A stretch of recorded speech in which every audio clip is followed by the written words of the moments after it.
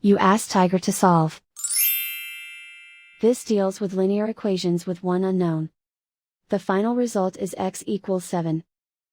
Let's solve it step by step. Group all constants on the right side of the equation. Subtract 5 from both sides. Simplify the arithmetic.